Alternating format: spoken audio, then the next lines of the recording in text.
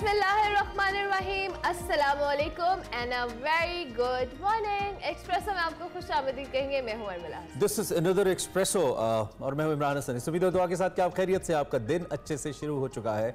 अगर तो हो चुका है तो all the best for the rest of the day, क्योंकि अभी तो शुरू हुआ है ना। और अगर नहीं हुआ, यू स्टिल थिंकिंग अपनी टीवी सेट के सामने बैठकर या हमें लाइव देखते हुए कहीं पे भी, तो हम आपको बेस्ट ऑफ लक कहते हैं। अल्लाह करे आपका दिन अच्छे से गुजरे। बाहर का मौसम हम आपको बता सकते हैं आज गर्म है। कुछ भी प्लान करना तो उसके अकॉर्डिंग कीजिएगा।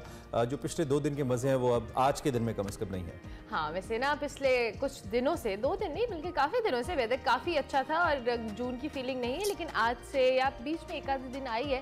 तो जून आपको बता दें कि जी आज 8 जून है, मजाक नहीं हो रहा है यहाँ पे। मतलब 8 जून है तो गर्मी तो पड़ेगी, तो इसलिए आप उसके लिए रेडी रहे। आज धूप भी बहुत तेज है। जून को छोड़िए, आप ये देखिए कि जो 2023 है उसको शुरू हुए 6 माह तकरीबन हो चुके हैं। कैसे आप इमेजिन करें कितनी जल्दी जल्दी वक्त जा रहा है। या तो हम पाकिस्तानियों का तेज जा रहा है, या पहले लगता था जब हम बात करते कि तेज से वक्त गुजरा, वाकई गुजर रहा है। या तो लोग मसरूफ ज्यादा हैं, या फिक्र मौश इतनी ज्यादा है, या पाकिस्तानियों की जिंदगी में टेंशन इतनी ज्यादा है। आई एम नॉट श्योर, लेकिन अल्टीमेटली लगता है ऐसा भाई कि टाइम इज फ्लाइंग। और अभी 2023 शुरू हुआ, अभी इसके मिनट में पहुंच गए, और अभी कल ही हम आपको कह रहे होंगे कि नए साल का आगाज होने वाला। कल से मुराद आपको लगेगा कि 6 महीने, लेकिन बहुत जल्दी ये हो जाएगा। सो ये भी है, इसलिए अपने टाइम को ऑर्गेनाइज करना बहुत ज़रूरी है। सबसे ज़्यादा ज़रूरत पाकिस्तानी कौम को इस वक्त अपने वक्त को ऑर्गेनाइज करने की। अगर हम वक्त की कदर करना शुरू करते हैं, यूटिलाइज करें, तो बेहतर हो सकता है। उसके अलावा जी कल एक नई पार्टी इमर्ज हो गई है उफक के ऊपर पाकिस्तान के, और बाज़ाबिता तौर पर उसके जो मज़ीद उसकी फॉर्मेशन हमारे सामने आनी है। मैं फॉर्मेशन का लफ्ज़ क्यों इस्तेमाल कर रहा हूँ, समझने वाले समझ रहे होंगे। हम शुरू करते हैं आज का प्रोग्राम। सबसे पहले इन डिटेल इस्तेहकाम में पाकिस्तान पार्टी। बड़ी खबर में इस पे बात करते हैं। मैंने नाम बड़ी खबर में बताया।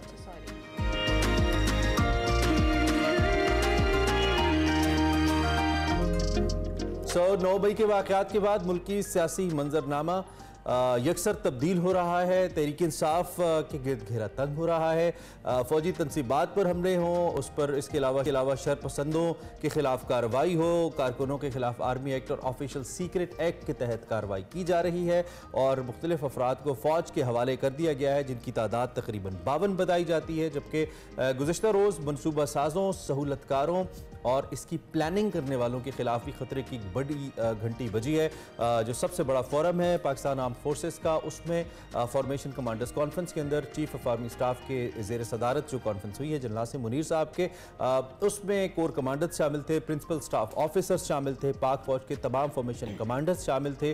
और उन्होंने एक जो प्रेस रिलीज जारी की, उसके मुताबिक सख्त और 2 टोक अल्फाज में वंस अगेन ये क्लियर किया गया है कि जो कानून नाफिज करने वाले इदारों और सिक्योरिटी फोर्सेज पर पुरतशद्दुद हमले, इंसानी हुकूक की खिलाफ वर्जियाँ और सियासी सरगर्मियों को रोकने के लिए बेबुनियाद इल्ज़ामात का मकसद अवाम को गुमराह करना है, ऐसे अनासर से निमटा जाएगा और सख्ती से निमटा जाएगा। और मुसल्लह अफवाज को बदनाम करके मजमूम सियासी मफादात का हसूल है, ऐसा भी कहा गया। मुल्क दुश्मन अनासर और उनके हामी जाली और बेबुनियाद खबरों और प्रोपेगेंडे से मौशरती तफरीका और इंतशार पैदा करने की भरपूर कोशिश कर रहे हैं। मुल्क और अफवाज पाकिस्तान को बदनाम करके नापाक अज़ाइम को नाकाम बनाया जाएगा, जो ये कोशिश कर रहे हैं, ऐसा भी कहा गया। फॉर्मेशन कमांडर्स कॉन्फ्रेंस के शुरका ने सानिया 9 मई के वाक़यात की सख्त तरीन मजम्मत करते हुए 9 मई के वाक़यात के मनसूबा साजों और सहूलतकारों को जो कि एक लाउड और क्लियर मैसेज दिया है कि मजमूम मकासद के हसूल के लिए रियासत और रियासती इदारों के खिलाफ जो नफरत परवान चढ़ाने और मुल्क में अफरा तफरी फैलाने वालों के खिलाफ घेरा तंग करने की जरूरत है। अब वक्त आ गया है कि जी के मनसूबा साजों और मास्टरमाइंड्स के खिलाफ कानून की गिरफ्त को मजबूत किया जाए, और उन्हें आर्मी एक्ट और ऑफिशियल सीक्रेट एक्ट हर सूरत में, उस एक्ट के तहत हर सूरत में कटहरे में लाया जाएगा। बिल्कुल, और साथ ये भी कहा गया जी कि ह्यूमन राइट्स की पीछे मत छुपिए। मौजूदा सूरत हाल में फॉर्मेशन कमांडर्स कॉन्फ्रेंस के पैगाम को इंतहाई अहमियत का हामिल करार दिया जा सकता है। दूसरी जानिब सियासी महाज गर्म है। पंजाब में आसिफ अली जरदारी और जहांगीर तरीन साहब के दरमियान मुकाबला हो रहा है कि कौन ज़्यादा PTI छोड़ने वाले लोग अपने साथ शामिल कर सकता है। पाकिस्तान पीपल्स पार्टी में अहम शख्सियात की शमूलियत का सिलसिला जारी है। आसिफ जरदारी साहब ने 12 जून तक लाहौर में अपना क़याम मजीद बढ़ा दिया, एक्सटेंड कर दिया उन्होंने। I think there is some more this to come. उनका हैरानकुन एक बयान भी सामने आया, और वो ये दावा कर रहे हैं कि मसाइल का हल उनके पास है। इलेक्शन तब होंगे जब मैं कराऊंगा, और ज़र मुबादला के ज़खायर 100 अरब तक पहुंचाऊंगा।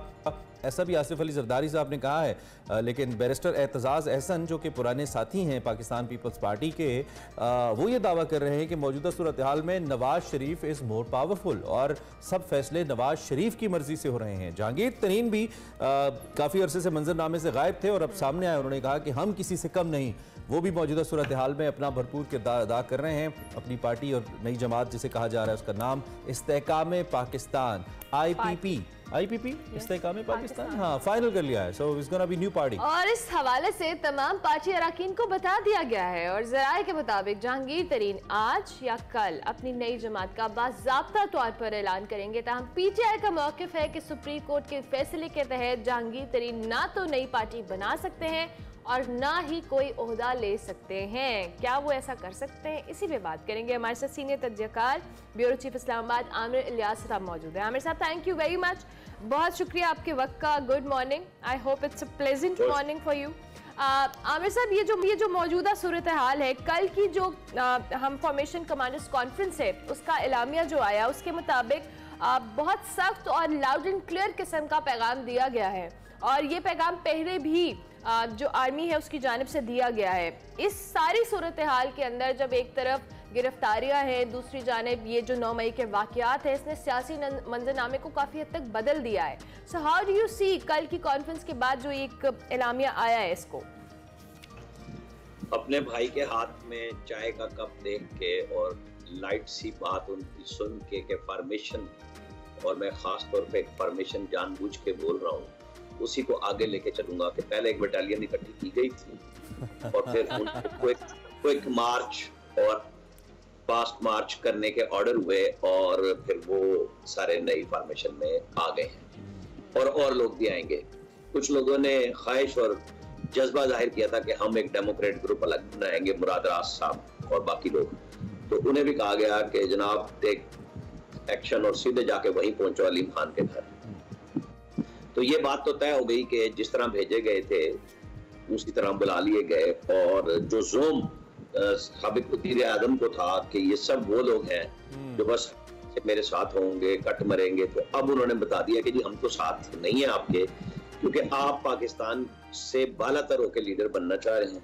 आप पाकिस्तान की रियासत से ज्यादा अपने आप को रेड लाइन बना चुके हुए हैं वर्करों में, हालांकि आपकी रेड लाइन तो आपके घर वाले हैं जो आपने लोगों के सामने कई दफा इजहार किया और इशू बन गया पाकिस्तान।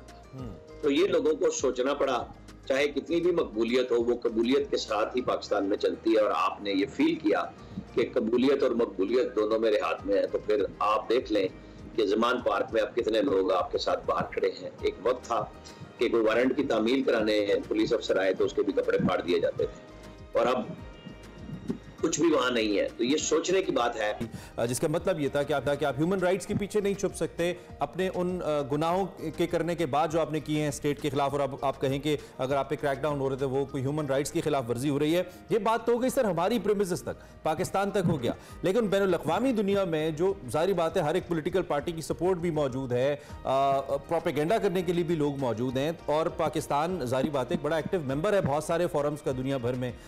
तो क्या फिर पाकिस्तान की पॉलिटिकल पार्टी अगर ये स्टैंड लेगी जी कि हमें कहीं पे क्रश किया जा रहा है, इंसानी हकूक़ की खिलाफ वर्जी हो रही है, तो उसको फिर जस्टिफाई कर पाएंगे हमारे इदारे इन केस अगर ऐसा होता है? तो देखिए, कल जो प्रेस रिलीज फॉर्मेशन कमांडर्स की है वो इंटरनेशनल कम्युनिटी के लिए भी है कि हम कानून से हटके कुछ नहीं करने जा रहे और कानून कहता है कि आप मुल्क से बालतर नहीं है। जाहिर है कि एक प्रेशर पीटीआई ने माउंट किया है कि 66 मेंबर कांग्रेस अगर खत लिखते हैं अपने स्टेट ऑफिस को, तो उसका कल ही जवाब दिया स्टेट ऑफिस ने कि पाकिस्तान के साथ हम राब्ते में भी हैं। एक है स्पोक्समैन की ब्रीफिंग जो मीडिया को दी गई स्टेट डिपार्टमेंट से, जिसमें खतीजा शाह की भी बात की गई, और एक है वो खत जो कांग्रेसमैन को जवाब में लिखा गया। जो मैंने चेक किया उस खत से हुकूमत पाकिस्तान को कोई ऐसा इशू नहीं है कि ठीक है वो कह रहे हैं कि हम राब्ते में हैं और हम बात भी करेंगे और राब्ता भी करेंगे और हम बताएंगे भी सही। तो जो पीटीआई से निकल गई शीरी मजारी, इन्होंने ये काम शुरू किया था जब से हुकूमत निकली थी, ह्यूमन राइट्स इदारों को खत लिखना, आए रोज लंबी चौड़ी अंग्रेजी बनानी और भेज देनी। तो वो जाहिर है, और फिर पीटीआई ने वहाँ अमेरिका में लॉबिंग फर्म भी हायर की और पैसे भी खूब लगाए, वहाँ पे लोग मुतारिफ भी हुए ओवरसीज पाकिस्तानी। लेकिन आहिस्ता आहिस्ता समझ आएगी। लेकिन जाहिर है कि डॉक्टर आफिया सिद्दीकी के हवाले से, या आप बरतानिया में जाए किसी के लिए तो वो कहते हैं हमारे लॉज हैं, तो हमारा आर्मी एक्ट कोई स्पेशल लॉ नहीं है, 1952 से बना हुआ है और इमरान साहब के अपने दौरे हुकूमत में इसके तहत लोगों को, सिविलियन लोगों को सजाएं हुई और उस वक्त भी ह्यूमन राइट्स के लोगों ने आवाजें उठाई थी, तो जवाब यही आया था कि ये कानून है हमारा। तो अब साबित करना होगा उन इदारों को, जैसे आईजी पंजाब ने प्रेस कॉन्फ्रेंस की, हमारी इंटेलिजेंस एजेंसीज को, जो जियो फेंसिंग की गई है, जो कुछ भी रिकॉर्ड पे आया है, वो अब जाहिर है कि जिन लोगों को आर्मी एक्ट के तहत ट्रायल किया जाएगा वहां पे सामने लाया जाएगा। और ये नहीं है कि उनके ऊपर कोई बाद में कोई अदालत नहीं है, आर्मी चीफ के पास भी आप अपील करते हैं, फिर हाई कोर्ट है, फिर सुप्रीम कोर्ट है, तमाम कोर्ट ऑफ लॉ मौजूद है। ये ऐसे नहीं है जैसे नवाज शरीफ को नायल कर दिया 184(3) में और अपील ही कोई नहीं है। तो ये इनके पास तो बहुत रास्ते हैं, लेकिन इनको सोचना ये होगा। मैं तो बहुत अरसे से ये कहता था कि कुछ दिन ठंडे इलाके में फैमिली के साथ चले जाएं, दो के उन्होंने अपने बच्चों के लिए कल कहा कि पाकिस्तान को खतरा है, ये दूसरों के बच्चों को झोंक के आग में, और जो उन्होंने जहन प्रोपेगेंडा किया सबका, इन बच्चों ये किसी तौर पे जस्टिफाई नहीं हो सकता। अच्छा आमिर साहब, ये तो हो गई कल के एलामिया की बात। अब जरा नई एक जमात जो मारूज़ वजूद में आ रही है उसके हवाले से भी बात कर लेते हैं। जहांगीर तरीन साहब की इस्तेकाम पाकिस्तान नाम रखा गया है इस पार्टी का, लेकिन इस पार्टी पर जाने से पहले कल आसिफ अली जरदारी साहब ने एक प्रेस टॉक या मीडिया से जो भी गुफ्तगू की, उनका भी बयान सामने आया। उन्होंने दावा किया जी कि सारे मसाइल का हल उनके पास है और जब वो चाहेंगे तब इलेक्शन होंगे, जबकि एतजाज हसन साहब कहते हैं कि जी इस सारी सूरत हाल में नवाज शरीफ साहब ज़्यादा पावरफुल हैं। तो आप क्या समझते हैं, क्या इख्तियार आसिफ अली जरदारी के पास है या नवाज शरीफ साहब की पोजीशन इस वक्त स्ट्रॉन्ग है? देखिए, इदारों के साथ मिलकर नवाज शरीफ और आसिफ अली जरदारी दोनों की पोजीशन एक जैसी है, दोनों फैसले मुश्तरका तौर पे कर रहे हैं, लेकिन चूंकि आगे चल के सियासत में दोनों को लड़ना है, क्योंकि जो मेन पीटीआई है उसका केक तो अब तकसीम हो रहा है, जो आपने नई पार्टी की बात की। अब नई पार्टी जब इलेक्शन का माहौल बनेगा, मैं आपको कह सकता हूं कि उस वक्त फैसला करेगी कि वो आसिफ अली जरदारी के साथ कोalition बनाएंगे या नवाज शरीफ के साथ बनाएंगे। फिलहाल तो उनका टारगेट और हदफ ये है कि मैक्सिमम लोगों को पीटीआई से तोड़ के अपने साथ शामिल किया जाए। और शाह महमूद कुरैशी साहब की जो कल गुफ्तगू हुई है इमरान खान साहब से, क्योंकि ये जब फवाद चौधरी और 3 बाकी लोग मिलकर आए थे अडयाला जेल में, तो मैंने ये बात बताई थी उस वक्त कि वो कह के आए हैं कि खान साहब से कहें कुछ अरसे के लिए साइड पे हो जाए तो हम पार्टी बचा पाएंगे। लेकिन खान साहब जाहिर है जिद्दी हैं, वो इस मामले पे मान नहीं रहे। तो शाह महमूद कुरैशी को भी अपना फैसला करना होगा, क्योंकि कुछ लोगों का ख्याल ये है कि शाह महमूद, परवेज खट्टक, असद कैसर, इन लोगों को मिला के इमरान खान से हट के अगर वो पार्टी पीटीआई चले, ब्लेसिंग विद इमरान खान, तो इलेक्शन उनको भी लड़ने दिया जाए और वो अपना हिस्सा लें, ताकि जो नौजवान नस्ल उनके साथ लगी हुई है उनका कैथारसिस भी हो कि हाँ हम अपने कैंडिडेट्स के साथ जा रहे हैं, और फिर ये बाकी मिलके कोलिशन बनाएंगे या आपस में लड़ेंगे। क्योंकि पंजाब मेन बैटलफील्ड है और जो लोगों को नजर नहीं आ रहा कि आसिफ अली जरदारी साहब बहुत बातें कर रहे हैं कि जी वो इतने 1000 मेगावाट बिजली नहरों पे बना देंगे, तो 15 साल से सिंध में नहरें बह रही हैं, गंदी भी हो चुकी हुई है, सैलाब भी लेके आती हैं, वहां उन्होंने कोई मेगावाट नहीं पैदा किए। उनको बनाना चाहिए था, जैसे इमरान खान साहब पता नहीं 48 या 72 डैम बनाना चाह रहे थे केपी में और वो नहीं बना सके 10 साल की हुकूमत में अपनी, क्योंकि ये ख्वाब बनाने के लिए वो आपको याद होगा जो आजकल मफरूर है साबिक वजीर मवासलात, वो कहते होते थे $100-200 लाएगी, इधर मारेगी 100 और 100 उधर मारेगी। ये इसी तरह के $100 हमारे पास, ये हमारे पास आते हैं सियासतदान शोबदाबाजी के। तो इनके डॉलर्स लाने की बात करते थे, जरदारी साहब किसकी बात कर रहे हैं? जरदारी साहब का तो आपको पता है कि उनके लिए डॉलर्स की वैल्यू क्या है और क्यों वो चाहते हैं। वो सियासत में है, सियासत हर एक का करना हक है, दावे करना हक है। आपको पता है राजा परवेज अशरफ जब 2008 में वजीर पानी और बिजली बने तो उन्होंने कहा 31 दिसंबर 2008 को लोड शेडिंग खत्म हो जाएगी। वो हमारे जैसे भी बेवकूफ इस चक्कर में थे कि यूपीएस नहीं लगवाया कि बस अब आ जाएगी बिजली और बिजली तो इसी चक्कर में यूपीएस की इस्तात से भी गए हम लोग, यूपीएस भी महंगे हो गए। वाकई बुरा ही हाल हुआ है। अच्छा आमिर साहब, एक तो ये जो दूसरा जो हिस्सा था रमला के सवाल का वो बीच में रह गया, उसको जरा आंसर लाजमी कीजिएगा, इंपॉर्टेंट है कि जी Nawaz Sharif is more powerful as पर एतजाज एहसन। सो ये जो मौजूदा फैसले हुए हैं इसमें एक तो बज़ाहिर लगता है नवाज शरीफ साहब की सुनी गई है, चूंकि ये वो बात है जो वो मुसलसल करते आ रहे थे और वो समझते थे कि इमरान खान जिस तरह की पॉलिटिक्स करें इनको पॉलिटिक्स में होना ही नहीं चाहिए, ये इंतशार की पॉलिटिक्स है, तो ऐसा लगता है। लेकिन मुआशी तौर पे भी अगर इस वक्त ऑन हिट लिस्ट अगर कोई पार्टी है तो PMLN है, बिकॉज फोर फ्रंट पे उनका वजीर दाखिला है, उनका वजीर खजाना है, उनका वजीर आजम है। तो ये दोनों चीज़ें पैरेलल फिर क्या करेंगी इलेक्शन को लेकर PMLN के लिए? देखिए, आज अगर इस सिचुएशन में PMLN इलेक्शन में जाएगी तो बुरी तरह हार जाएगी, इसमें कोई शक नहीं है, क्योंकि शहबाज शरीफ या इसहाक डार ये दोनों आम आदमी के लिए पसंदीदा चेहरा नहीं है। शहबाज शरीफ उस वक्त बिल्कुल ठीक थे जब वो चीफ मिनिस्टर थे, बड़े भाई की छतरी तले वो डिलीवर कर रहे थे, लेकिन यहाँ आके कोलिशन पार्टी 13 कोलिशन पार्टियों के साथ मिलके वो गए हैं फंस, और डिलीवरी जाएगा नहीं कि मैं और आप कैसे कह सकते हैं कि बड़ी डिलीवरी हुई जाने की कहानी। आप इलेक्शन में जाते तो जाते हैं। इनकी बचत सिर्फ नवाज शरीफ और मरियम नवाज की सूरत में है, जो आपने सवाल का पहला हिस्सा किया कि मरियम नवाज जब कह रही थी कि वही हमें बराबर की फील्ड दो, शायद वो पूरी ना होती। जो 9 मई को पीटीआई ने जो कुछ किया, इनके लोगों ने जिस तरीके से पाकिस्तान आर्मी की इंस्टॉलेशंस पे जाके हमले किए, शुहदा के कतबे गिराए, सब कुछ किया, और वो कुछ किया जो दुश्मन भी नहीं सोच सकता था। तो उसके बाद वो सारे रास्ते बन गए जो नवाज शरीफ की ख्वाहिश हो सकती है, जो मरियम नवाज की ख्वाहिश थी, और उन्होंने बाकी दोहल जलसों में दोहराई कि जब, और उस बात का तस्लीम किया। आपको पता है कि जब बाजवा साहब के इंटरव्यूज आए जिसमें उन्होंने कहा कि कहता था सिर्फ ना अरेस्ट भी करो, ना अहल भी करो, फिर मैं इलेक्शन लड़ सकूं।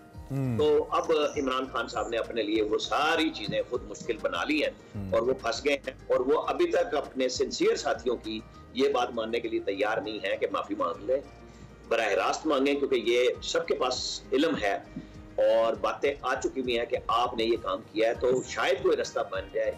और वो माफी नहीं मांगते, चूंकि वो एक बुत तराशा गया है कि जी वो तो बहादुरी का इश्तिहार है, लेकिन लीडर तो फ्रंट से लीड करता है। ये हमें बारों में डंड पहनते हैं, छतों से भागते हैं, कभी कहीं जाते हैं। इनके लीडर इसीलिए फवाद चौधरी जैसे निकल आए कि गाड़ियों से निकल के भागते हुए दिखाई दिए, जिसकी वजह से पीटीआई की तमाम तर क़यादत। तो आप कह रहे हैं कि नुस्खा वही है, ऑप्शन वही है, मरीज नया है।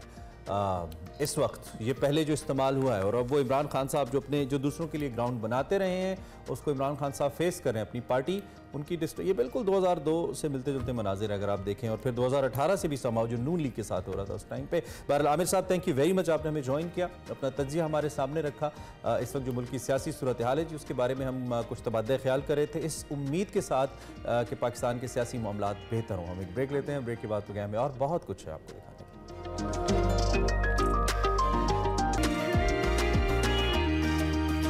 Welcome back to express. आपको खुश आमदीद कहते हैं इस उम्मीद के साथ कि हमारे साथ आप मौजूद हैं। भाई, महंगाई की जो सूरत हाल है उसको देखते हुए, और फिल वक्त जो बजट आ रहा है उसके ऊपर बहुत सारे सवालात हैं, इसी पे हमने बात भी करनी है, चूँकि फिल वक्त जो ओवरऑल तरक्की का शोबा है वो बहुत ज़्यादा मुश्किलात का शिकार है। इकनॉमिक सर्वे की हम थोड़ी अगर बात करें तो उसके अहम नुकात सामने आए हैं, जिसके हवाले से रवा माली साल जो माशी शरह नमू है वो 0.29% रही है। 0.29 कहाँ, हम 5 से 8 को भी हम टारगेट कर रहे थे और 5 पे हम ग्रो कर भी रहे थे। दूसरी जानिब रवा साल जो माशी शरह नमू का हदफ है वो 5.01 रखा गया था, और अचीवमेंट क्या हुई है वो आपके सामने है। ज़रूरी शोबे की शरह नमू 1.55% रही, जबकि इसका हदफ 3.9 मुकर्रर था। शदीद सैलाब ने ज़राअत दीगर इक़्तिसादी शोबों को बुरी तरह मुतासिर किया है।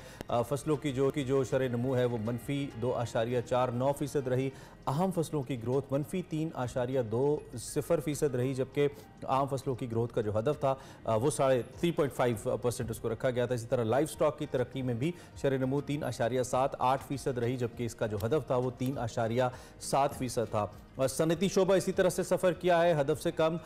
शरह नमू का हदफ 5.9 था, जबकि अचीवमेंट 2.94 हुई है। तो सारे बड़े जो अहदाफ थे हमारे वो पिछले माली साल में तकरीबन हम नाकाम रहे उनकी हुसूल। बिल्कुल, इसके साथ बड़ी सनतों की ग्रोथ जो थी -7.98% रही, और उसका हदफ जो था 7.4% था। छोटी सनतों के हवाले से बात कीजिए तो ग्रोथ जो है वो 9.03 रही, जबकि छोटी सनतों की जो ग्रोथ का हदफ है वो 8% था। लेकिन रियल स्टेट का 8.3 सरगर्मियों की ग्रोथ जो थी ओवरऑल इस तरह से रही। आज जी रवा साल का जो इक्तिसादी सर्वे आज शाम 4:30 बजे पेश किया जाएगा, और इसी हवाले से आज हम बात करेंगे आइंदा साल जो माली उसके अंदर जो तजावीज़ हैं, जो मामलात हैं वो सामने आ रही हैं, और नॉन फाइलर्स के लिए जो मामलात हैं उस पर भी हम बात करेंगे। जो गाड़ियों पे एडवांस इनकम टैक्स में दुगने इजाफे की तजवीज़ है, इस हवाले से बात करेंगे। जब गाड़ियों की हम बात करते हैं तो ऑलरेडी इस पर बहुत ज़्यादा कंसर्न्स हैं लोगों के, तो इसी सूरत हाल पे सारी बात करेंगे कि जो बजट है, ये आइंदा आने वाला बजट किस हद तक मजीद डिफिकल्ट होने वाला है, क्योंकि जो जो नकात सामने आ रहे हैं या जो तजवीज़ सामने आ रही है उसमें तो कुछ अच्छी खबर नहीं आ रही है। बिल्कुल, और सिर्फ एक ही चीज़ में हमने ग्रोथ देखी है और वो हमारी आबादी है। इसके अलावा किसी चीज़ में कोई ग्रोथ नहीं है अनफॉर्चुनेटली, जितने हमारे अशारी, और ये बहुत कंसर्निंग बात है। हमें खुर्रम शहजाद ज्वाइन करें, मईशत के माहिर हैं, आप इनका तज्जिया सुनते हैं हमारे साथ भी और डिफरेंट चैनल्स के ऊपर भी। Khurram, welcome and good morning. आप कैसे हैं? ठीक ठाक हैं? जी बिल्कुल, thank you very much for joining us. आपने सुन ही लिया होगा, पढ़ भी लिया होगा और हमने एक ओवरव्यू दे भी दिया। शायद मुझे लगता है ये पहली दफ़ा है जब हमारे सारे अशारिये मनफी में गए हैं। ख़ास तौर पे पिछले चंद सालों में हमने तो ग्रो किया है कुछ चीज़ों में। हम अगर सैलाब को या क्लाइमेट को थोड़ा सा इसका मुर्द इल्ज़ाम ठहरा भी दें, उसके बावजूद आई थिंक पॉलिटिकल जो अनस्टेबिलिटी थी उसकी वजह से और कुछ हमारी अपनी पॉलिसी मिस्टेक्स की वजह से I think we have suffered. आप बेसिक वजह क्या देखते हैं इतना बड़ा मेजर डिक्लाइन पाकिस्तान जैसी मईशत में जो आया पिछले फिस्कल ईयर में? देखिए, एक तो बात ये कि कोविड के दरमियान भी काफी सीरियस सूरत हाल थी। शुरू के जो नंबर थे बहुत खतरनाक थे और फिर आहिस्ता आहिस्ता अगले सालों में जो है वो नंबर थोड़े से बेहतर हुए। तो ये डेफिनेटली इस मरतबा जो 2-3 रीजन से बड़े, एक तो आपने बिल्कुल सही कहा, पॉलिटिकल जो है वो अनसर्टेनिटी होती है या अदम इस्तेकाम होता है, तो उसकी वजह से पॉलिसी कंसिस्टेंसी में प्रॉब्लम होती है या इकोनॉमिक पॉलिसी में प्रॉब्लम होती है, वो सही से जो है एग्जीक्यूट नहीं हो पाती। तो एक तो ये है रीजन, डेफिनेटली ये हमारे यहाँ थ्रू आउट रहा है, ऐसा नहीं है कि इस साल रहा है पिछले साल रहा है। इसके अलावा जो 2 बड़े रीजन थे ना, वो थे आपके इंटरनेशनल कमोडिटी प्राइसेस, क्योंकि वो बहुत ज्यादा असरअंदाज होती है हमारी इकोनॉमिक्स में। मिसाल के तौर पे यूक्रेन और रशिया वॉर जब हुई है तो उसके बाद जो तेल की कीमतें हैं वो ऑल टाइम हाई पे गई हैं और उसकी वजह से हमारा जो बैरूनी खसारा है वो काफी बढ़ना शुरू हो गया था। आपने देखा होगा कि वैसे भी बढ़ रहा था क्योंकि हमने बहुत ज्यादा जो है वो लीनियंट पॉलिसीज की थी 2022 में, लेकिन उसके बाद जब ऑयल प्राइसेस बहुत ज्यादा बढ़ गई और हमने सब्सिडी कम नहीं की तो हमारा खसारा बहुत ज्यादा बढ़ा और खसारा तकरीबन कोई $17.5 बिलियन का आया फिस्कल ईयर 22 में, जो कि सेकेंड हाईएस्ट था जो खसारा हमने 2018 में किया था $19.5 बिलियन का। और वजूहत यही थी, उसमें ऑलमोस्ट जो है मॉडल सेम वजूहत थी, लेकिन इसमें जो है ऑयल प्राइसेस बहुत ज्यादा थी। सेकेंडली आपने देखा होगा कमोडिटी प्राइसेस यानी कि जो फूड की कीमतें हैं वो भी इंटरनेशनली बहुत बढ़ी कोविड के बाद, उसका भी इम्पैक्ट आया। तो एक तो कमोडिटी सुपर साइकिल से कहते हैं कि इंटरनेशनल मार्केट में जब कीमतें बढ़ी तो उसका इम्पैक्ट हमारे पास आया। सेकेंडली हमारे यहाँ जो फ्लड है डेफिनेटली 35 से $40 बिलियन का उसका लॉस हुआ है हमारा, क्योंकि हम तो एक एग्रेरियन इकोनॉमी है ना, और हमारे यहाँ फूड की शॉर्टेज हमेशा रहती है डिस्पाइट बीइंग एग्रेरियन इकोनॉमी, ये भी बड़ी मदद के साथ बात है। तो उसकी वजह से हमारे यहाँ जो लॉसेस हुए जानवरों के, लोगों के और फसलों के, इन चीजों ने बड़ा नुकसान किया। इससे हमारे एग्रीकल्चर चीज शुरू होती है, मैन्युफैक्चरिंग में आती है और फिर रिटेल में जाती है और फिर सर्विसेज पे जाके खत्म होती है। ये 2 बड़े रीजन थे और डेफिनेटली उसके इंस्टेबिलिटी आप ऐड कर लें तो वो तो फिर आपको पता है बहुत ज्यादा मसला बढ़ जाता है। तो ये तीनों ने मिला के जो है ये। अच्छा खुर्रम, एक खबर है हमारे सामने इस वक्त मैं देख रहा हूँ कि मुल्क के जो सिर्फ 6 शोबों का जिक्र यहाँ पे हमारे रोजनामा एक्सप्रेस की खबर है स्टेट सेक्टर में, उसमें सालाना 1000 अरब की टैक्स चोरी रिपोर्ट हो रही है और सिर्फ पूरी स्टेट की बात नहीं हो रही है, 6 शोबों की बात हो रही है। फिर हमारी जो डेट सर्विसिंग के अंदर हमारे पैसे जाते चले उसको तो छोड़ दो, लाइन लॉसेज हमारे होते हैं जो हम टैक्स कलेक्ट नहीं कर पाते। इस दफ़ा हुकूमत प्लान करिए जी नॉन फाइलर हैं, ये इसाक डार साहब का पुराना फार्मूला है, इसने वैसे कुछ हद तक काम किया भी था पिछले टेन्योर में कि जी नॉन फाइलर पे ज़्यादा टैक्स लगाएं ताकि लोग टैक्स नेट के अंदर रजिस्टर करें, चूँकि टैक्स पेयर्स तो हैं लेकिन वो रजिस्टर नहीं करते अपने आप को, अपने रिटर्न फाइल नहीं करते। तो ये जो मैनेजमेंट के एडमिनिस्ट्रेशन या गवर्नेंस, इसको जो भी नाम दे, इसके मसाइल हैं, इस पर फोकस करने से क्या हम थोड़ा सा कुछ बेहतर अपने गोल्स अचीव कर सकते हैं, आपको लगता है? मेजर जो इशू ही यही है गवर्नेंस का, क्योंकि गवर्नेंस अगर हम नहीं कर पाए हैं पिछले लेट से 40 सालों में, तो तभी ये हाल हमारा पहुंचा है, यहाँ तक हम पहुंचे हैं जिसमें हमारे न सिर्फ ये कि आपने जो पॉइंट आउट किया कि टैक्स का लॉस कहाँ होता है, हमने एनर्जी में देखे क्या किया है, हमने पेंशन में देखे क्या किया है, हमने पब्लिक सेक्टर एंटिटीज में देखे क्या किया है, हमने सिविल रिफॉर्म में कुछ काम नहीं किया। तो हमारे यहाँ तो आप तो 1 ट्रिलियन की बात कर रहे हैं, मैं तो 6 से 7 ट्रिलियन रुपीज का खसारा कहता हूँ लास्ट 15 ईयर, जिसमें हमने गवर्नेंस में ही जो है सबसे ज्यादा फेलियर दिखाया है, क्योंकि गवर्नेंस से स्मगलिंग बढ़ी है ना होने से, गवर्नेंस ना होने से आपकी मार्केट में महंगाई में इजाफा होता है, गवर्नेंस ना होने से सिविल रिफॉर्म नहीं होते तो उसका इम्पैक्ट आता है, गवर्नेंस ना होने से इंस्टीट्यूशनल रिफॉर्म ना होने से आपके इंस्टीट्यूशन है, पब्लिक सेक्टर एंटिटीज लॉस कर रही है इस वक्त और आप उन पर कुछ कर नहीं पा रहे। और उसके अलावा जो है ओवरऑल अगर आप देखें फिस्कल डेफिसिट, 8% मईशत का फिस्कल डेफिसिट है, यानी कि हमारे खर्चों का और आमदन का जो फर्क है वो 8% है मईशत का। मेरे ख्याल में ये हाईएस्ट है दुनिया में, हाईएस्ट में से है। तो इसका मतलब ये हुआ ना कि सबसे ज्यादा हम टैक्स भी लेते हैं और फिर उसको खर्च की सही जगह नहीं करते, और जब खर्चे इतने ज्यादा हैं हमारे कि उसको हम अपने कर्जों से पूरा करते हैं। कितनी बैड मैनेजमेंट है, कितनी बैड ओवरऑल गवर्नेंस इशू। ठीक है, अच्छा अब Khurram, in the end budget जो आने वाला है, IMF प्रोग्राम का जो मामला है हमारे सामने है, बहाल नहीं हुआ है और हुकूमत का प्लान भी नहीं है, उसके बगैर ही बजट में जाना चाहिए। ऑब्वियसली जो एक टारगेट सेट किया जाएगा इस बजट के अंदर IMF प्रोग्राम की मौजूदगी में ना होते हुए या उसके बगैर बजट, आपको लगता है कि ये कुछ जो टारगेट सेट करेगी गवर्नमेंट वो उनको अचीव करने में कामयाब होगी, जब हम के ऑलरेडी इतने ज़्यादा क्राइसिस के अंदर हैं इस वक्त? इसमें दो चीजें हैं। एक तो ये कि बजट आने के बाद अगर बजट सेटिस्फैक्टरी होगा, अप्रूव होगा पार्लियामेंट से, तभी IMF ऑन बोर्ड आएगा। और IMF के शायद ये लास्ट शराइत में से है कि आप बजट जो है उस तरह से दें जैसे हम चाहते हैं। इसमें ऑफकोर्स टैक्सेस जो है बहुत ज्यादा लगाए जाएंगे और उसमें खर्चे कम किए जाएंगे, ये IMF ने कैटेगोरिकली कहा भी है। तो एक तो ये कि बजट के बाद ही पता चलेगा IMF का आना। और दूसरी चीज ये आपने कही कि इसमें अचीव कर पाएंगे, मैं बिल्कुल एग्री करता हूँ आपसे, अचीव नहीं कर पाएंगे। उसकी वजह ये कि टैक्स अगर आप 9.8 ट्रिलियन का कहेंगे, और 9.8 ट्रिलियन का मतलब है आप 40-45% ग्रोथ चाह रहे हैं पिछले साल के मुकाबले में, और पिछले साल का भी अभी टारगेट जो है ऑलमोस्ट पूरा नहीं हुआ है। तो 40-45% ग्रोथ कहाँ से लाएंगे आप, जब आपकी जो GDP ग्रोथ है वो 3% से हार्डली ग्रो कर सकती है अगले साल भी। आपके यहाँ इंटरेस्ट रेट्स बहुत ज्यादा हैं अभी भी, और उसके साथ साथ आपके यहाँ टैक्सेस बहुत ज्यादा होते जा रहे हैं। तो एक तो कॉर्पोरेट सेक्टर, इन्वेस्टमेंट, डीइंडस्ट्रियलाइजेशन की तरफ आप जा रहे हैं और एक्स्ट्रा टैक्स लगाने जा रहे हैं आप, तो नहीं मेरे ख्याल में अचीव कर पाएंगे। दूसरा ये कि 7 ट्रिलियन जो है रुपीज का आप सिर्फ कर्जों की अदाइयाँ करेंगे अगले साल, 7 ट्रिलियन रुपीज, यानी कि 9.8 में से 7 ट्रिलियन रुपीज तो कर्ज से निकल जाएंगे। बाकी आप 7,000। ठीक है, अच्छा एक मुख्तसर टाइम कम है, जल्दी से जरा, क्योंकि हमारे पास वैसे जब डायरेक्ट टैक्सेस तो वैसे ही हमारी गवर्नमेंट नहीं करती है, इनडायरेक्ट टैक्सेस हम लेते हैं और उसी वजह से हमारी मईशत सीधी नहीं होती है, एहसास जिम्मेदारी लोगों में नहीं आता है और उसका बोझ गरीब पे पड़ता है जब इन्फ्लेशन ओवरऑल, अब सेल्स टैक्स बढ़ाए जा रहे हैं, सब कुछ किए जा रहे हैं। तो दो बड़े शोबे हैं जिसके बारे में हम हमेशा बात करते हैं, आपसे भी जब बात हुई आपने भी इसका तस्करा अक्सर किया। एक तो हमारा रियल स्टेट सेक्टर है और इसके साथ साथ हमारा जो रिटेल सेक्टर है, इसकी भी एक बहुत बड़ी एक तादाद है, मिकदार है, क्या उसको कहीं हजम है इसका, जो कि टैक्स नेट से बाहर है, डायरेक्ट टैक्सेस से बाहर है, और वो कहीं ना कहीं या तो अंडर टेबल पैसे एडजस्ट हो जाते हैं। इस पे क्या कहेंगे, ये इसको कर सकती है गवर्नमेंट और करना चाहिए इस बजट के अंदर, क्या देख रहे हैं आप? बिल्कुल करना चाहिए। देखिए 3 एरियाज हैं जहाँ पे टैक्सेस जो है वो ना होने के बराबर हैं, या कम है या लगते नहीं है, और of course conflict of interest आते हैं, आपको पता है लगाने वाले भी कहीं ना कहीं जो है वो उनका इंटरेस्ट होता है। एक तो रियल एस्टेट, आपने बिल्कुल सही कहा, प्रॉपर्टी रियल एस्टेट ये एक एरिया है। दूसरा आपका रिटेल, मैं एग्जांपल देता हूँ, रिटेल और एग्रीकल्चर, ये 2 एरियाज है। रिटेल और एग्रीकल्चर 40% है इकोनॉमी का, 2% टैक्स देता है, बाकी जो 60% है वो 98% टैक्स देता है।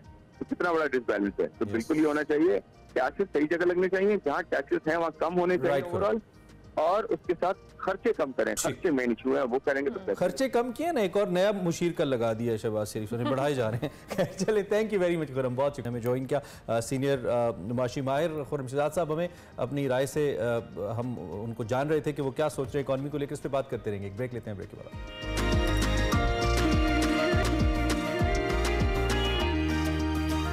Welcome back to expresso. Break के बाद वापस आ गए। अब हमने सोचा कि कुछ म्यूजिक की बात की जाए, बड़ी शकील गुफ्तगू कर लिया हमने ना, काफी देर, अब बस हो गई। आप बताएं, शकील के बाद कैफी खलील की बात कर लेते हैं।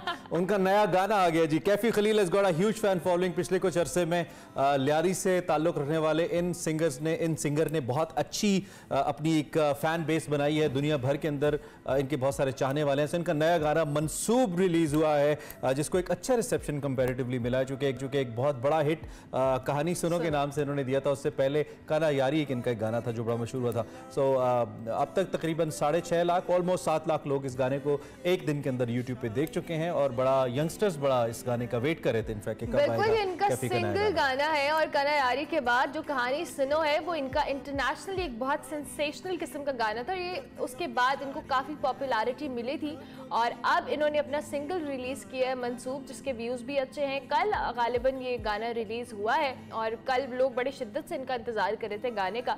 He is a very simple person Indeed, लेकिन इनका म्यूज़िक है वो बड़ा सोलफुल होता है, बड़ा प्योर होता है, और जिस तरह से इनका गाना है, हम सोच रहे हैं कि आपको गाना थोड़ा सा सुना देते हैं। सुनिए जी, Mansoob by Kaifi Khalil.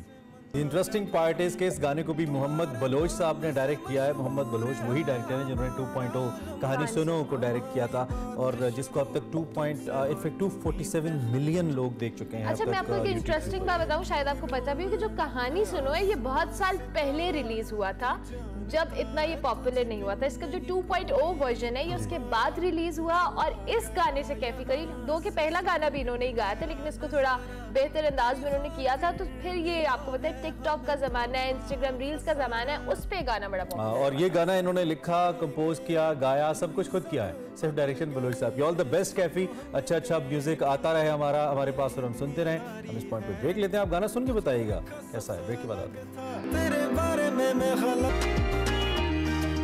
Welcome back to espresso. Program के दूसरे हिस्से में आपको खुशामदीद कहेंगे। अरे वाह, जबरदस्त हो गया भाई। उम्मीद है आप हमारे साथ हैं और हम आपको ज्यादा बोर नहीं करें। आपका वक्त हमारे साथ इनफैक्ट एक्सप्रेसो के साथ अच्छा गुजर रहा है। वक्त है टॉप ऑफ द आवर सफर शर्त का और इसमें सिलसिला वंस अगेन नॉर्थ हम आपको दिखा रहे हैं। नॉर्थ के डिफरेंट एंगल्स और एस्पेक्ट्स आपको दिखा रहे हैं। इस वक्त वकार भाई still on the travel mood इस वक्त हैं स्कर्दू के अंदर, और स्कर्दू इनफैक्ट रास्ता क्या है और इस वक्त कल हमने उसका पहला हिस्सा आपको दिखाया था, आज दूसरा दिखाएंगे और कल भी आपको इस बारे में मजीद दिखाएंगे। लेकिन आज के पार्ट में क्या है स्कर्दू को लेकर, देखते हैं आज का सफर शर्त।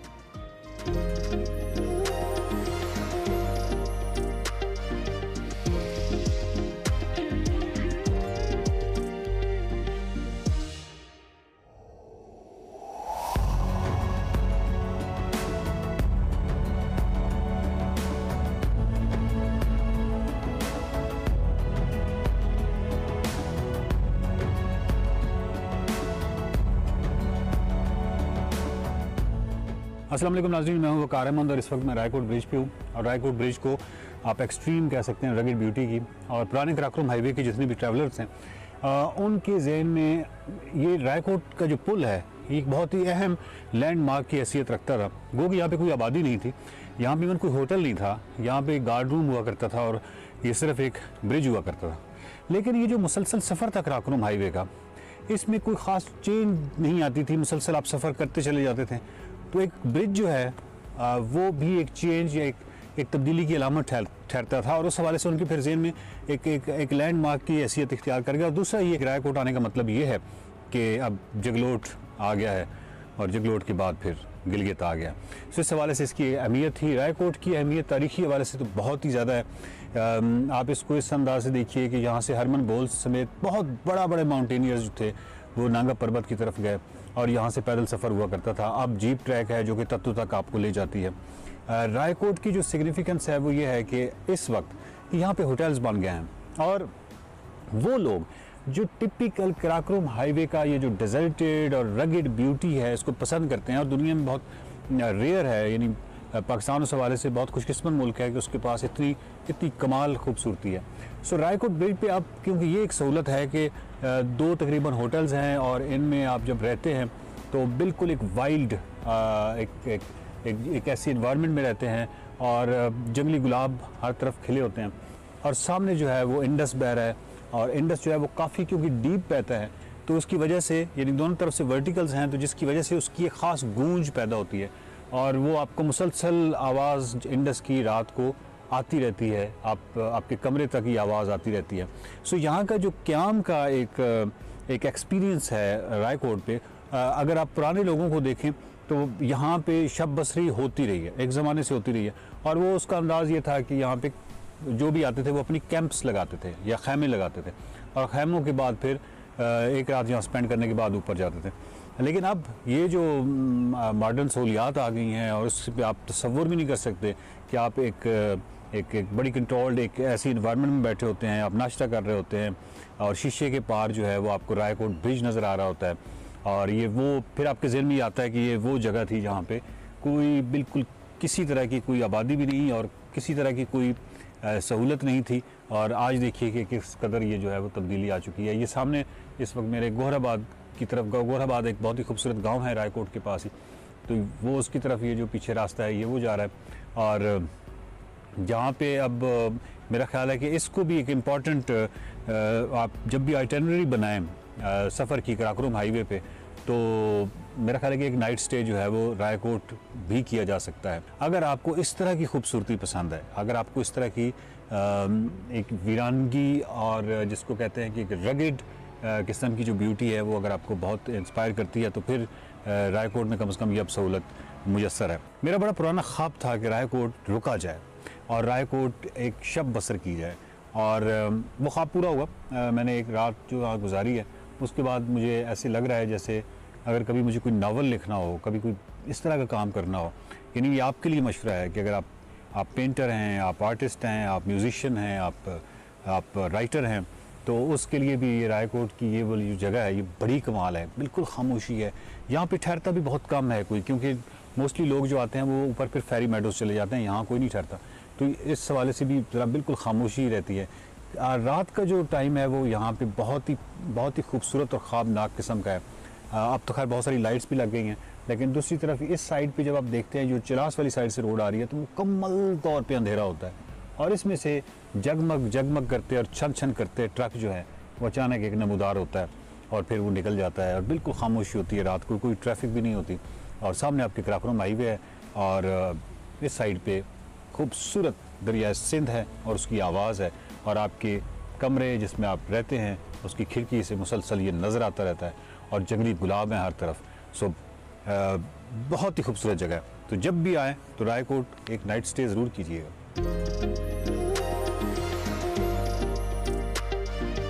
सफ़र है शर्त में हमने आपको नॉर्थ दिखाया, वहाँ से स्ट्रेट अवे आपको कश्मीर लेके चलते हैं। भाई आज़ाद कश्मीर कानून साज असम्बली का हल्का है, LA-15 बाग, आपको पता है वहाँ पे बड़े जलसे जुलूस भी जारी थे। तो ज़िमनी इंतखाब हो रहा है वहाँ पे, पोलिंग का अमल शुरू हो चुका है। ये शाम 5 बजे तक बगैर किसी वक्फ़ के जारी रहेगा।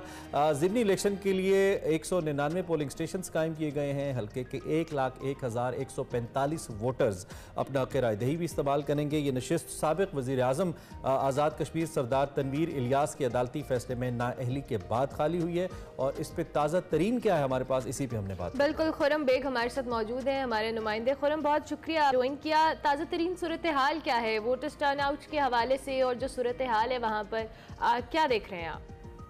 जी बिल्कुल, जैसा कि आपने बताया, ये बाई इलेक्शन साबिक़ वज़ीर-ए-आज़म आज़ाद कश्मीर सरदार तनवीर इलियास के अदालती फैसले के नतीजे में नाअहली और डी-सीट होने के बाद उनके हल्का इंतखाब LA-15 बाग या वस्ती बाग भी कहा जाता है, मुमतद हो रहे हैं। कानून साज असम्बली में वस्ती बाग की नशीस पर बराजमान होने के लिए सियासी जमातों के नामजद और आज़ाद समेत कुल 18 उम्मीदवारान ने अपने कागजात नामजदगी जमा करवाए। अलबत्ता पॉलिटिकल कंपेन को देखते हुए बज़ाहिर पाकिस्तान पीपल्स पार्टी के सरदार ज़ियाउल कमर, पाकिस्तान मुस्लिम लीग नून के राजा मुश्ताक अहमद निहास और पाकिस्तान तहरीक इंसाफ के कर्नल रिटायर्ड राजा ज़मीर में टफ कंपटीशन है। 1,01,145 कुल रजिस्टर्ड वोटर्स अपना हक़ राय इस्तेमाल करेंगे, जिनमें ख़वातीन वोटर्स की तादाद 48,038 है। पोलिंग के लिए 189 पोलिंग स्टेशन कायम किए गए हैं।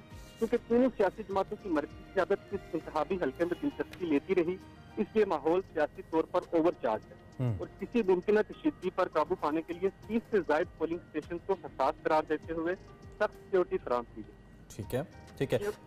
खुरम, ये भी बताइए, चूँकि यहाँ से साबिक़ वज़ीर आज़म आज़ाद कश्मीर थे और वो बड़ी बासर शख्सियत भी हैं कश्मीर की, सरदार तनवीर साहब, उनके खाली होने के बाद चूँकि पिछला इलेक्शन वो तहरीक के पैनल से लड़ रहे थे और इस दफ़ा उम्मीदवार कोई और है, और अब वो साबिक़ वज़ीर आज़म तहरीक इंसाफ का हिस्सा समहाउ नहीं है, मुखालफत करते नजर आते हैं। तो क्या ट्रेंड क्या है, वोटर्स इस वक्त किस जानिब जो कैंप से आपको ज़्यादा आबाद दिख रहे हैं, कैसे देख रहे हैं आप? जी वही इस वक्त देखने में मुकाबला जो है पाकिस्तान पीपल्स पार्टी के सरदार ज़ियाउल कमर, क्योंकि उनके वालिद यहाँ पे हल्के से पहले सीनियर वजीर रह चुके हैं, मुश्ताक अहमद निहास साबिक़ वज़ीर इत्तलात रह चुके हैं, इसी हल्के से इंसाफ जीत कर, तो इन दोनों में टफ कंपटीशन है। अलबत्ता इस वस्ती हल्के की एक रवायत रही है कि यहाँ पे अपसेट करने का जो रुझान है वो भी देखा जाता है, इसलिए कर्नल ज़मीर साहब को भी वो आप मुकाबले से बाहर नहीं रख सकते। ठीक है, यानी कि इस वक्त और कोई अपसेट होने का चांस है, या आप जिस तरह का ट्रेंड आप बयान कर रहे हैं, ओबियसली हम खुल के इस पे बात इसलिए नहीं कर सकते क्योंकि इंतखाब है, हम राय नहीं दे सकते, हम तो खबर दे सकते हैं, तो कोई अपसेट भी हो सकता है? जी पॉसिबल है, क्योंकि वस्ती हल्के की रवायत रही है, पहले भी मुश्ताक खिलाफ जो मुस्लिम लीग नून के उम्मीदवार हैं वो भी एक अपसेट के नतीजे में सामने आए थे। ठीक है, और लोग निकले हैं, टर्नआउट कैसा देख रहे हैं, लोग निकल रहे हैं या अभी सुबह बहुत जल्दी है? अभी जी मैं खुद भी बस्ती बाग के कंबाइंड पोलिंग स्टेशन पर मौजूद हूँ, और मौसम खुशगवार होने की वजह से वोटर टर्नआउट काफी बेहतर लग रहा है। अच्छा, तो बड़ी तादाद में वोट कास्ट करने के लिए पोलिंग स्टेशन पर मौजूद है। ठीक हो क्या? वोटर्स टर्नआउट भी ओवरऑल गुड है, हालात और वाकयात भी अभी तक ठीक हैं। 5 बजे तक ये पोलिंग जारी की। सरदार तनवीर अयाज के हवाले से जिनकी ये नाअहली की वजह से नशिस्त खाली हुई थी, यहाँ पे इलेक्शन होने जा रहा है, तो देखते हैं। ताज़ा तरीन जो अपडेट होती रहेगी हम आपके साथ शेयर करते रहेंगे। अभी हम एक ब्रेक लेते हैं, ब्रेक के बाद वापस आते हैं, आप देखते रहेंगे एक्सप्रेस।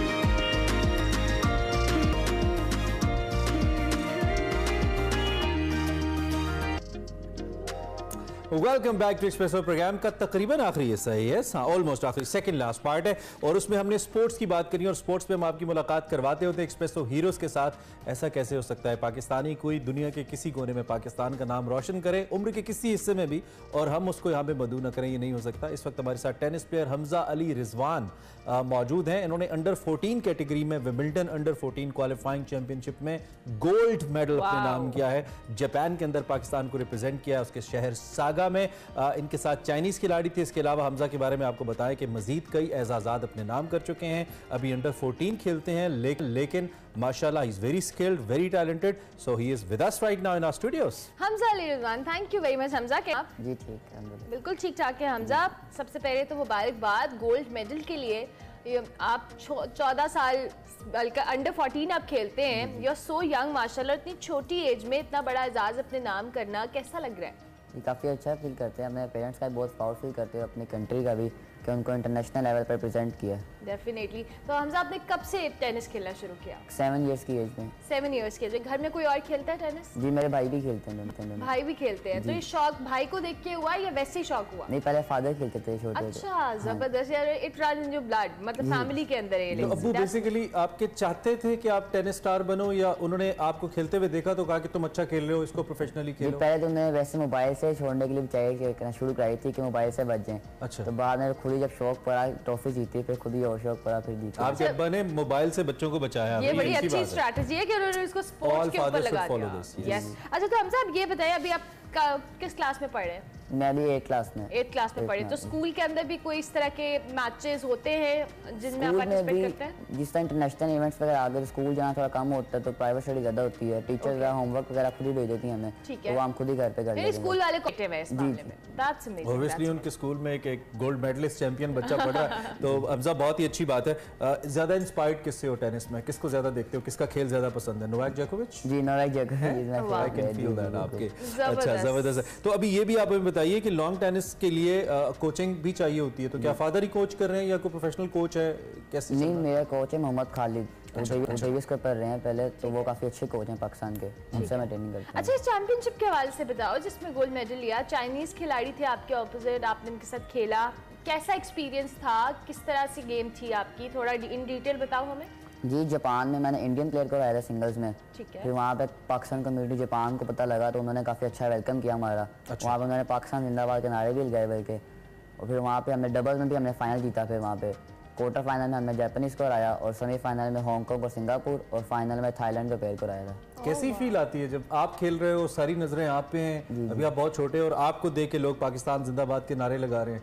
कैसा फील क्या था एज प्लेयर, क्या इस वक्त फील हो रहा था? काफ़ी अच्छा फील है, प्राउड फील भी अपने पेरेंट्स का भी कि वो मुझे लेके गए हैं खुद से ही, अपनी पॉकेट से। अच्छा, ये बताइए, आपको कोई फेडरेशन, कोई लोग स्पॉन्सर नहीं करते, कोई स्टेट नहीं करती, आप अपने ओन पे अपने वालिदैन आपको भेजते हैं, राइट? जी बिल्कुल, अभी जहाँ भी गए हैं सारा मेरे फादर खुद ही लेके गए हैं, स्पॉन्सर कहीं से भी नहीं, कहीं भी कोई कॉर्पोरेट सेक्टर कोई भी नहीं है? नहीं, अभी तक तो ये जब आप खेलते हो तो आप ट्रेनिंग्स के लिए ऑब्वियसली आपने कोच रखा हुआ है, आप जाते हो, खेलते हो, सब आप अपने ओन पे करते हो? जी, सारा कुछ ये बहुत अनफॉर्चुनेट है, और हम अक्सर इस प्लेटफॉर्म से ये अपील करते हैं, खास तौर पे इतने बड़े बड़े बिजनेसेस हैं माशाल्लाह पाकिस्तान में, लोग एक प्लेयर को अगर आप पिक कर लें, वो पूरी दुनिया में आपका नाम लेके चलेगा। अगर हमजा इस वक्त अपने किसी स्पॉन्सर की शर्ट हमारे शो में बैठ के पहन के बैठा होता तो हमें उस पर भी एतराज नहीं था। उसकी वजह ये कि वो सपोर्ट कर रहे आते हैं, पहनते हैं, उनके लोगोज होते हैं, सो इट्स फाइन। अगर आप एक प्लेयर को ओन करके उसको स्पॉन्सर कर देंगे तो हमजा आपके लिए हम जरूर आवाज भी उठाएंगे, कोशिश भी करेंगे कि कोई ना कोई ऐसा मीडिया की हद तक आपकी स्पॉन्सरशिप हमें, we are always here to promote you, जो भी हम कर पाए। तो दूसरा ये भी आप हमें बताइए कि आपने ये जो मैच विन किया, थोड़ा सा उस मैच की हमें कारगुजारी सुनाइए, जिसके बाद गोल्ड मिला आपको। कैसा मैच था, पहले प्रेशर था, किस स्ट्रेटजी से गए, जरा इस बारे में बताइए। जिसमें हम बहुत लकीली रहे हैं, फर्स्ट क्वार्टर फाइनल में भी हम फर्स्ट सेट हार गए थे। सेकंड सेट में हम पहला सेट सेट हार गए थे, पहला कितने सेट से हार हारे गए, बेस्ट ऑफ 3 था, जो पहले 2 सेट जीते कितने से हारे थे पहला? पहला हम 6-3, अच्छा फिर सेकंड हम 4-3 डाउन थे, वहां से हम 6-4 जीते, फिर सुपर टाई ब्रेक में हम 10-8 जीते जाके, ओके फिर सेमीफाइनल में भी हम फर्स्ट सेट हार गए। तो अच्छा खासा लंबा मैच चला। जी काफी लंबा मैच। सेकंड सेट में हम 4-1 डाउन थे, वहां से हम 6-4 जीते और सुपर टाई ब्रेक 10-5, और फिर फाइनल में भी थाईलैंड के खिलाफ वो दोनों 1-2 थे, तो उनसे भी हम फर्स्ट सेट पहले 6-4 जीते, काफी अच्छा मैच था, और सेकंड में हम 4-1 डाउन थे, वहां से हम 6-4 जीते, काफी जबरदस्त। अच्छा एक्सपीरियंस रहा। तो क्या प्लान्स हैं, सॉरी मैं आपकी क्या प्लान्स हैं आगे, किस कंपटीशन के लिए तैयारी चल रही है और तैयारी कैसे करते हैं आप इन मैचेस की? जी ट्रेनिंग करते हैं काफ़ी, सुबह भी और शाम को भी, और आगे तैयारी इंशाल्लाह एशियन टूर्नामेंट्स खेलेंगे और जूनियर ग्रैंड स्लैम खेलने की ख्वाहिश है इंशाल्लाह। अच्छा हमसा, जैसे क्रिकेटर होता है ना, एक क्रिकेटर, एक बैटर होता है, बैट्समैन होता है, उसकी अब जैसे बाबर आजम है, मैं एक मिसाल देता हूँ, स्ट्रोक क्वालिटी नेचुरल भी होती है, फिर उसको आप पॉलिश करते हो, तो टेनिस में क्या आप बिल्कुल ग्रॉस रूट से आप खुद को बना सकते हो या नहीं? इसमें भी पहले आप में ऐसा टैलेंट होगा, उसके बाद आप जाओगे, ये क्या बाकी गेम से डिफरेंट है? जी टेनिस में भी आपको बस सीखनी पड़ती हैं चीज़ें, आप कोच से आप ट्रेनिंग लें प्रॉपर, आप वो चीज़ें सीखेंगे तो फिर आप सीख जाएंगे टेनिस में भी। इतना स्ट्रेंथ कितनी इंपॉर्टेंट है, बिकॉज आप अंडर 14 हो, जी हिट करना वो कितना इंपॉर्टेंट है आपके लेवल के ऊपर? काफ़ी ज़रूरी है, इसमें आपकी फिटनेस बहुत ज़रूरी है टेनिस के अंदर।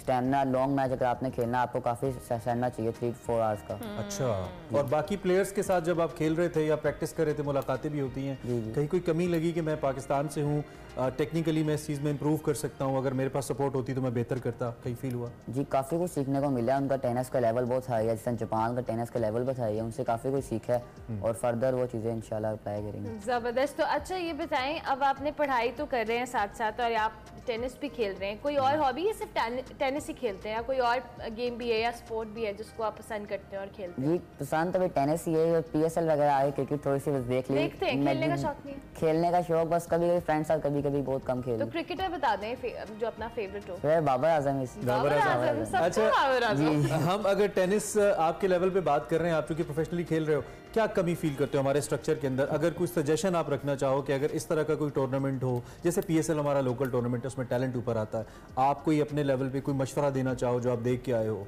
कि ऐसा हो तो बेहतर हो सकता है टैलेंट? यही है, उनको हर प्लेयर को स्पॉन्सर किया जाता है पाकिस्तान में। अगर आप स्पॉन्सर करेंगे, टैलेंट तो बहुत ज़्यादा है, अगर आप किसी स्पॉन्सर करेंगे तो पाकिस्तान से भी बहुत प्लेयर्स बाहर निकलेंगे। ठीक है, और टूर्नामेंट पाकिस्तान में जरूर कराना चाहिए, एशियन लेवल पे भी, ग्रॉस रूट लेवल पे प्रमोट किया जाना चाहिए। और ये शील्ड जरा एक्सप्लेन कर दें, सामने हमारे पड़ी हुई है, ये हुई है जी ये जापान में मैंने जीती है फाइनल। फाइनल जब जीता ना, शीट जरा दिखाएं जी, जापान में फाइनल में विन करके आए हैं जी ये, और हमें बहुत अच्छा लगा हमजा आपसे मिलके, और वंस अगेन आपकी मौजूदगी से फ़ायदा उठाते हुए जो कॉर्पोरेट सेक्टर है उनसे हम अपील करेंगे कि हमजा जैसे यंगस्टर्स को जो कि पाकिस्तान का नाम ऑलरेडी रोशन कर रहे हैं, आप इनको अगर प्रमोट करेंगे, सपोर्ट करेंगे, आपका तो कुछ भी नहीं जाएगा, लेकिन ये झंडा किधर लेके जाएंगे, आपके ब्रांड का भी और पाकिस्तान का भी। It's very important. हमजा बहुत अच्छा लगा आपसे मिलके, and wish you all the best, और इसी तरह से जीतते रहिए। हमजा अली रिजवान हमारे साथ मौजूद थे, अंडर 14 गोल्ड मेडल जीत कर आए हैं, इनसे हम बात कर रहे थे। अभी हम एक ब्रेक लेते हैं, ब्रेक के बाद वापस आते हैं, आप देखते रहिए एक्सप्रेसो।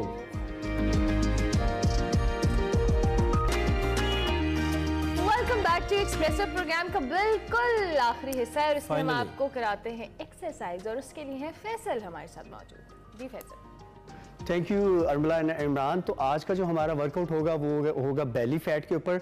बेली के देखिए 2 से 3 पोर्शन है जो आपने मेक श्योर करना है कि जब आप एक्सरसाइज करें तो सारा आपका वो जो मसल वो जो टारगेट है वो होना चाहिए। जैसे अपर पोर्शन है, लोअर बेली है, ऑब्लिक्स है, फिर साइड है जिसको हम लव हैंडल भी बोलते हैं। तो आज हम कोशिश करते हैं इस सेशन में सब कुछ कवर करें।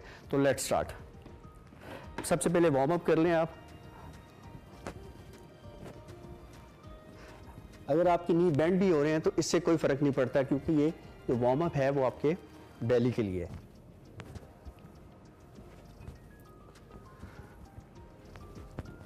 ऑलराइट, नेक्स्ट मूव हमारी ये फैट लॉस के लिए भी बड़ी इफेक्टिव एक्सरसाइज है।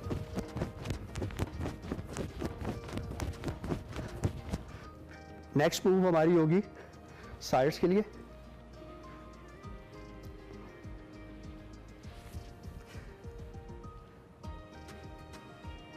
जितना आपका साइड पे स्ट्रेच आएगा उतना ये एक्सरसाइज इफेक्टिव रहेगी।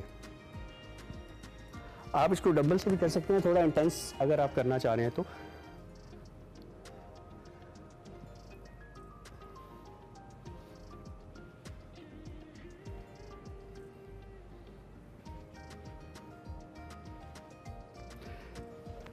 नेक्स्ट मूव डंबल से ही हम कर सकते हैं, ऑब्लिक्स जिसमें आपके कवर हो जाएंगे। ये थोड़ा आप अपने हिसाब से वेट को एडजस्ट कर लीजिएगा।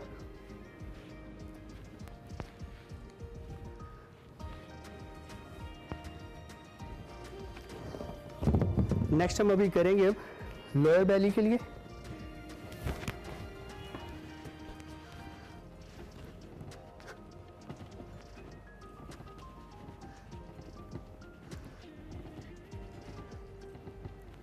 फिर नेक्स्ट फिर लोअर बेल के लिए।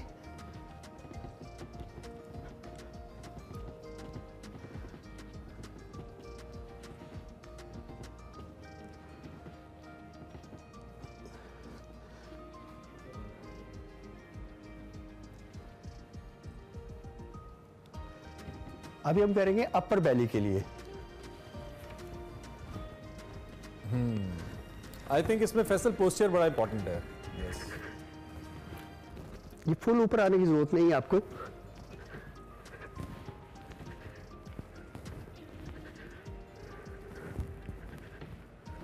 इन एक्सरसाइजेस के बाद अगर प्लैंक ऐड कर लें तो बहुत ही इफेक्टिव रहेगा।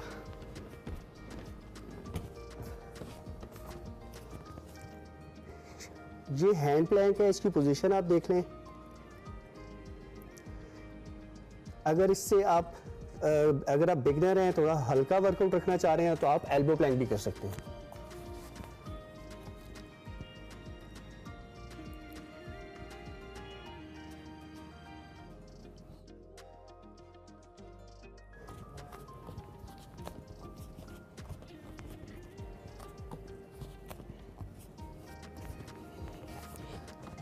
साइड प्लैंक भी मिस ना करें आप।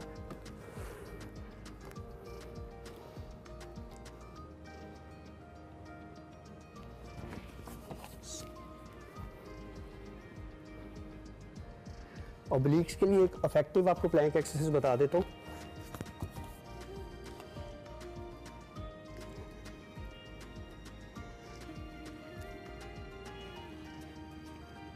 बहुत ये कंट्रोल मूवमेंट है ताकि लोअर बैक पे इंजरी से बच सके आप।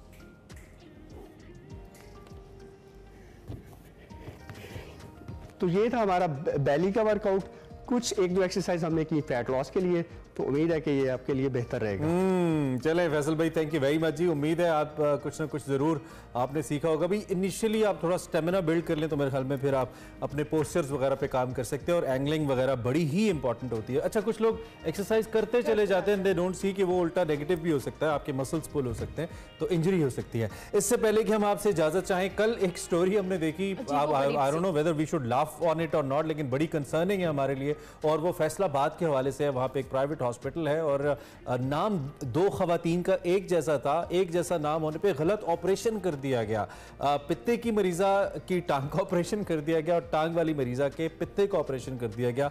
हम अमेज्ड के डॉक्टर्स रिपोर्ट्स नहीं देखते, ये करते हैं। That's what I was wondering कि ये इतनी बड़ी नेग्लिजेंसी कैसे हो सकती है। मतलब आपने पेशेंट की फाइल, उसकी डिटेल्स, उसकी हेल्थ, मेडिकल रिपोर्ट, मतलब आपने ऑपरेशन कर दिया और आपको पता ही नहीं कि उसके पित्ते का प्रॉब्लम था या उसकी टांग का प्रॉब्लम था। टांग और पित्ते में फासला भी बहुत होता है डियर डॉक्टर्स। आप कम से कम इतनी एनाटॉमी तो हमें भी पता है बॉडी की, मतलब दिस इज सो रॉन्ग। मुझे लगता है इसमें सिर्फ नेग्लिजेंस है, कंसिडर नहीं किया गया, और जो एसओपीज है उसको फॉलो नहीं किया गया। इसका ये मतलब नहीं है कि हमारा पूरा मेडिकल सिस्टम खराब है। माशाल्लाह we got the best doctors, we got the best hospitals, लेकिन ऐसे केसेस पे पूरे उसको बदनाम करते हैं ना पूरे। ये क्या हो रहा है? मतलब इतने अच्छे डॉक्टर्स हैं, हम इतने काबिल डॉक्टर से मिलते हैं, उनसे मुलाकात करवाते हैं, उनसे आपकी बात कराते हैं, लेकिन ये unfortunately one of the best medical health professionals we have, इसमें कोई शक नहीं, कोई डाउट नहीं है। सो अफसोस ना। खैर जनाब, thank you very much for watching. उम्मीद है आपको शो अच्छा लगा होगा। सोशल पे हम मौजूद हैं, फाइंड एक्सप्रेस पे गिव अस योर फीडबैक। इंशाल्लाह कल आपसे मुलाकात होगी। अल्लाह हाफिज़।